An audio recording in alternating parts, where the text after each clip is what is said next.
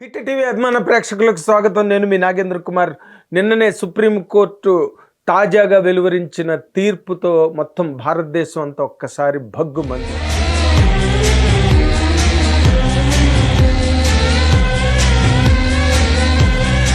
ఎందుకంటే ఈ రోజు వరకు ఎవ్వరూ అంటే ఊహించడానికి కూడా వీలు లేని ఒక అనూహ్యమైన తీర్పుని సుప్రీంకోర్టు సర్వోన్నత న్యాయస్థానం భారతదేశంలో వెలువరించడం అన్నదే అందరినీ షాక్ గురి చేసింది. మరీ ముఖ్యంగా క్రిస్టియన్ కమ్యూనిటీని అండ్ ప్లస్ ముస్లిం కమ్యూనిటీని ఎక్కువగా కలవరపరిచిన తీర్పు ఇది. ఎందుకంటే చర్చికి వెళ్ళాలి నాన్న, యేసుక్రీస్తు నిజమైనటువంటి దేవుడు. దేని గురించి వచ్చారు ఊళ్ళోకి? మూడు చెట్లు మొంటలని టార్గెట్ చేసుకుని అలాగే ఏదో అవుతుందా? ఎందుకంటే మూడు చెట్లు మొంటని టార్గెట్ చేసామనుకో మనకి ఎక్స్పీరియన్స్ ఉండదా? అంటే ఏనాడో అంటే వర్ణాశ్రమ ధర్మం అని భారతదేశంలో ఏనాటి నుంచో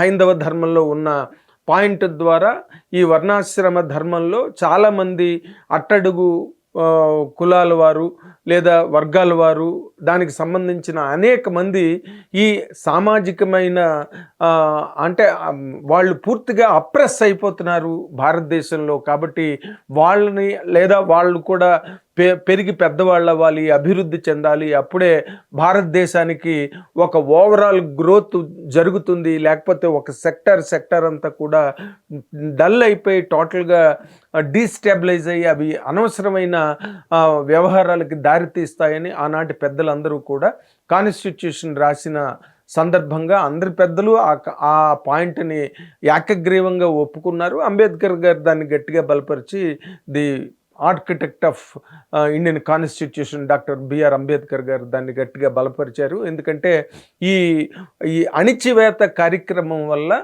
ఈ అట్టడుగు వర్ణాలుగా వర్ణించబడ్డ అంటే ఎస్సీ ఎస్టీ కులాల వారు ఎక్కువగా ఈ అణిచివేతకి గురి అవుతున్నారు. కాబట్టి వాళ్ళకి ప్రభుత్వం తరఫున లేకపోతే రాజ్యాంగబద్ధమైన సహకారం కానీ లేకపోతే వెన్నుదన్నులు తోడ్పాటు వాళ్ళకి ఒక రకమైన చేయూతనిచ్చి మీదకి తీసుకురావాలనే ఒక సిద్ధాంతం ద్వారా ఈ ఎస్సీ ఎస్టీ అనే దానికి రిజర్వేషన్స్ అనండి లేకపోతే వాళ్ళ తాలూకా ఎంటైటిల్డ్ రైట్స్ అండ్ ప్రిరాగటివ్స్ ఏవైతే ఉన్నాయో వాటికి సంబంధించి రాజ్యాంగమే వాటికి వీలు వెసులుబాటు కల్పించడం జరిగింది. అయితే రాను ఏమైందంటే ఈ మత మార్పుడుల విధానాలు భారతదేశంలో చాలా ఎక్కువైపోయి బేసిక్గా ఇది రాజకీయ ప్రలోభాలకు సంబంధించిన విషయం కాబట్టి వాళ్ళని క్రిస్టియానిటీలో కలుపుకోవడం కోసం కలుపుకుని మీకు అన్నీ అంటే విత్ ఏ ప్రామిస్ మీకు అన్నీ ఏం కావాలంటే మీ రిజర్వేషన్స్ మీకు ఎక్కడికి పోవు, మీకు వచ్చే బెనిఫిట్స్ మీకు ఎక్కడికి పోవు, మీ తాలూకా మీరు హైలైట్ అవ్వడం అన్నది గ్యారంటీ అని చెప్పి వాళ్ళని ప్రలోభ పెట్టి ప్రోద్బలం చేసి అనేక మందిని అంటే మ్యాక్స్ ఎస్సీ ఎస్టీలని ఎక్కువగా క్రిస్టియానిటీలోకి కన్వర్ట్ చేస్తున్నారు. ఆ కన్వర్షన్స్ కూడా చాలా దారుణంగా జరుగుతున్నాయి.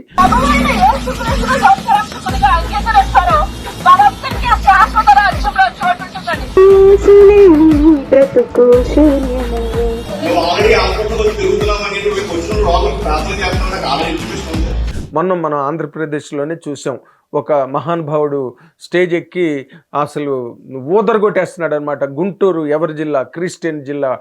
పశ్చిమ గోదావరి జిల్లా ఎవరి జిల్లా? క్రిస్టియన్ జిల్లా అని. గుంటూరు ఎవరి జిల్లా? క్రిస్టియన్ జిల్లా. బాపట్ల ఎవరి జిల్లా? క్రిస్టియన్ జిల్లా అని చెప్పి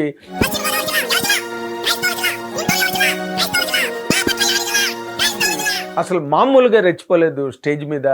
అలాంటి ఒక వాతావరణం భారతదేశంలో వచ్చి అంటే మళ్ళీ దానిలో కూడా ఏంటి ఎస్సీ ఎస్టీ సర్టిఫికెట్తో మళ్ళీ హిందువుగా కొన్ని దేవాలయాలలో కూడా ఎండోమెంట్స్కి సంబంధించిన కమిటీలలో కూడా వాళ్ళ తాలూకా ప్రవేశం జరుగుతోందని ఈ మధ్య రోజుల్లో దానికి సంబంధించిన చాలా నినాదాలు వివాదాలు చెలరేగాయి. అండ్ దాన్ని అడ్డుకట్ట వేయడం కోసం హిందూ మత పరిరక్షక సంస్థలు వాళ్ళు చాలా గట్టిగానే ఉద్యమించారు.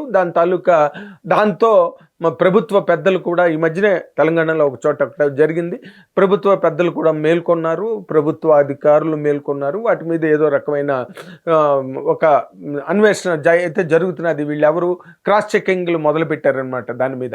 ఇలాంటి ఒక వాతావరణంలో ఈ రోజున సుప్రీంకోర్టు ఇచ్చిన, అంటే ఏంటి, సిక్కులు, బౌద్ధులు, హిందువులు తప్పితే తక్కిమ వాళ్ళకి ఎస్సీ ఎస్టీ రిజర్వేషన్స్ కానీ దానికి సంబంధించిన ఏ రకమైన అర్హతలు కానీ వాళ్ళకి ఇచ్చే ప్రభుత్వం ద్వారా లభించే రాజ్యాంగబద్ధమైన ఏవి కూడా వాళ్ళకి చెందవు అని చెప్పి చాలా గట్టిగా చెప్పిందనమాట సుప్రీంకోర్టు ఈ రోజున. అంటే అంతకుముందు చాలా జరిగినాయి.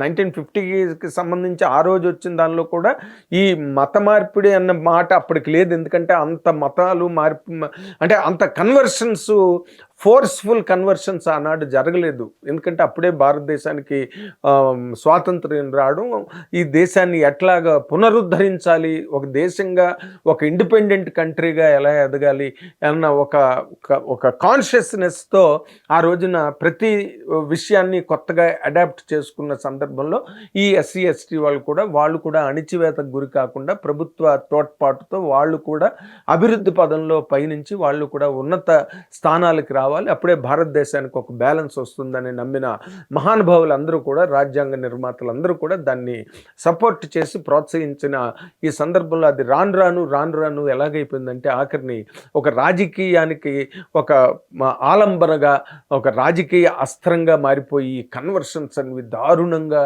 జరిగిపోతున్నాయి. మొన్న మా డిప్యూటీ స్పీకర్ అయ్యి, ఆంధ్రప్రదేశ్ డిప్యూటీ స్పీకర్ అయ్యి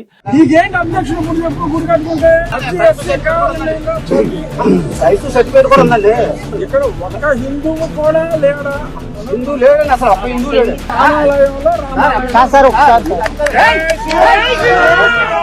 రఘురామకృష్ణరాజు గారు రామాలయం కట్టడం కోసం వస్తే అందరు క్రిస్టియన్లు, ఏది హిందూ దేశంలో రామాలయం, అక్కడ అయోధ్య లాంటి ప్లేసులోనే బీజేపీ గవర్నమెంట్ వచ్చి రామాలయాన్ని పునర్నిర్మించి అంత అద్భుతమైన, ప్రపంచం అంతా కూడా నివ్వెరపోయే స్థాయిలో అక్కడ రామాలయ నిర్మాణం జరిగి విగ్రహ ప్రతిష్టాపన జరిగితే, ఇక్కడ ఆంధ్రప్రదేశ్లో ఒక మామూలు సాదాసీదా గ్రామంలో ఒక రామాలయం కట్టడం కోసం సాక్షాత్తు deputy speaker of Andhra Pradesh government ఆయన వెళ్ళి వాళ్ళతోని మాట వాళ్ళ మధ్యలో జరిగి వాగ్వివాదం జరిగి వాళ్ళు పనికిరాదంటున్నారు, ఇక్కడ కట్టడానికి వీల్లేదంటున్నారు.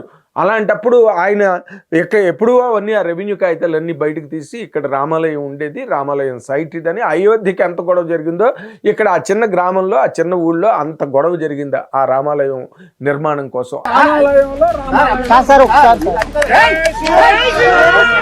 అలాంటి వాతావరణం వచ్చేసి అసలు పవన్ కళ్యాణ్ గారిని, సనాతన ధర్మం అనే ఊసెత్తితే కూడా పవన్ కళ్యాణ్ గారిని నరికేయాలని ఒక పాస్టరే దాని మీద అంత మైకులో మాట్లాడగలిగే అంత స్థాయి, స్తోమత ఈ హిందూ దేశంలో, హిందూ సనాతన ధర్మాన్ని deputy chief minister Pawan Kalyan గారు దాన్ని అడాప్ట్ చేసుకున్నారని ఆయన మీద చేసిన ఆరోపణ కాదు, ఏకంగా అతను డైరెక్ట్గా నరికేస్తానన్నంత మాట అనగలిగాడంటే ఈ భారతదేశంలో ఏం జరుగుతున్నది ఈ మత మార్పిడుల వల్ల.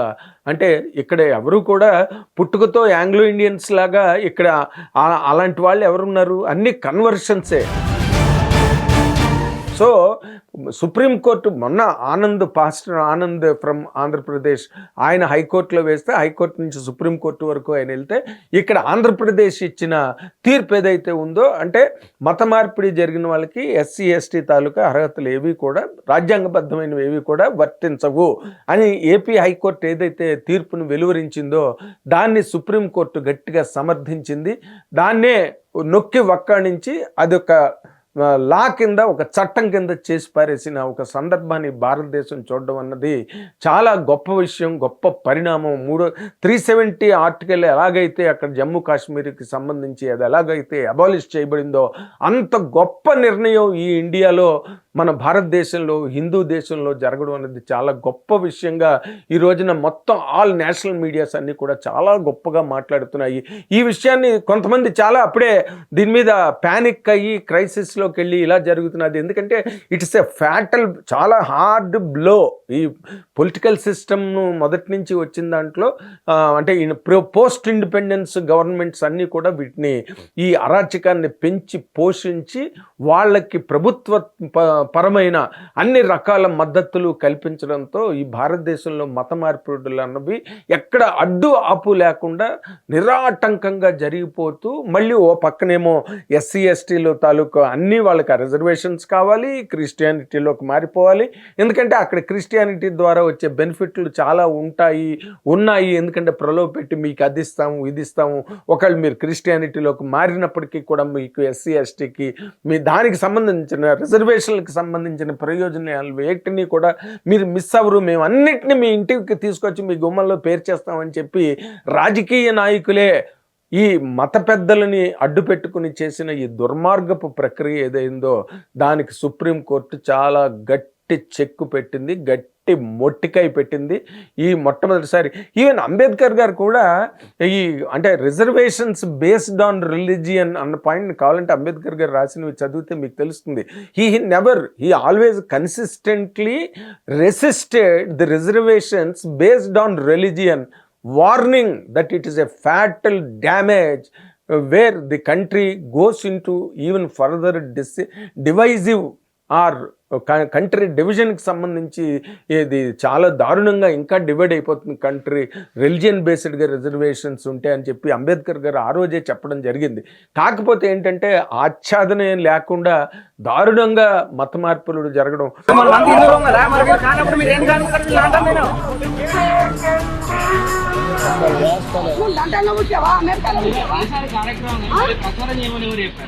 ఆటో ఎక్కితే మతం మార్చడానికి ట్రై చేయడం, కాలేజీలకు వెళ్ళి పిల్లల్ని, ట్యూషన్కి వచ్చిన పిల్లల్ని కూడా బోధలు చేసి ఉపదేశాలు చేసి బైబిల్ గురించి చెప్పి యేసు ఎంత గొప్ప ప్రభువో చెప్పి మనం రీల్స్లో కూడా చూస్తున్నాం కదా. అంటే వీక్ మైండ్స్ ఎవరైతే ఎకనామికల్లీ బ్యాక్వర్డ్గా ఉన్న వర్గాలు ఉంటాయి కదా, ఫ్యామిలీస్, వాళ్ళందరినీ కూడా ప్రలోభ పెట్టి డబ్బు ఇస్తామని అది ఇస్తామని ఇది ఇస్తామని చెప్పి నాకే అలాంటి సంఘటనలు ఒకటో రెండో ఎదురయ్యాయి. అండ్ నాకు తెలిసిన కొంతమంది పిల్లలకి వాళ్ళు ఫాదర్స్ వెళ్ళి వాళ్ళని క్రిస్టియనిటీలోకి కన్వర్ట్ చేయడానికి చేసిన ప్రయత్నాలు, దుర్మార్గ ప్రయత్నాలన్నీ నాకు తెలుసు. నీ రిలీజియన్ని నువ్వు నమ్ముకో, ఎక్కడ బైబిల్లో ఏ మతంలోని అదర్ దాన్ హిందూయిజం తప్పితే ముస్లిం మతంలో కానీ, ఇస్లాం రిలీజియన్లో కానీ, లేదా క్రిస్టియానిటీ రిలీజియన్లో కానీ క్యాస్ట్ సిస్టమ్ లేదు. అదొక హిందూయిజంలోనే ఉన్నది. కాబట్టి ఈ కన్వర్షన్స్ అయ్యి క్రిస్టియానిటీలోకి వెళ్ళి ఇక్కడ రాజ్యాంగబద్ధంగా అంబేద్కర్ గారు దేన్నైతే ఎక్కువగా ముందుకు తీసుకొచ్చి ఇది జరగాలి, అప్పుడే ఓవరాల్ గ్రోత్ ఈ దేశం అనుభవించగలుగుతుందని అంబేద్కర్ గారు ఏదైతే కలగని చేశాడో దాన్ని పూర్తిగా డీవియేట్ చేసి డైవర్ట్ చేసి పడేసి ఈ దేశం తాలూకా ప్రయాణం ఏ దిశగా జరుగుతుందో కూడా తెలియని ఒక అవ్యవస్థలో భారతదేశం కొట్టుమిట్టాడుతున్న టైంలో ఈ రోజున సుప్రీంకోర్టు ఇచ్చిన సంచలన తీర్పు మొత్తం ఇండియాని ఒక్కసారి షేక్ చేసింది.